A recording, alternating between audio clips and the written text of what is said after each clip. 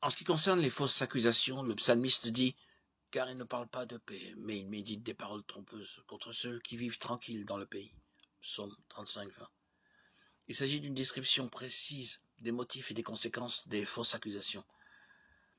Les gens, selon la mosaïque, celui qui accusait faussement une autre personne devait recevoir une punition ironique.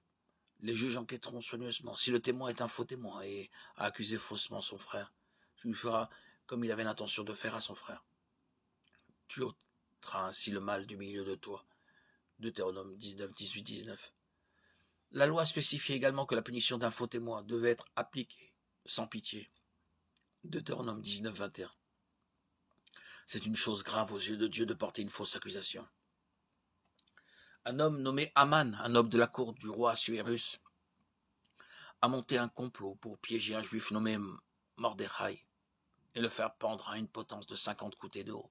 Aman cherchait à s'assurer la mort de Mardoché au moyen de fausses accusations. Aman a monté ce complot parce qu'il détestait les Juifs, et il détestait particulièrement Mordechai, Mardoché, parce qu'il était jaloux d'une faveur que Mordechai avait reçue du roi.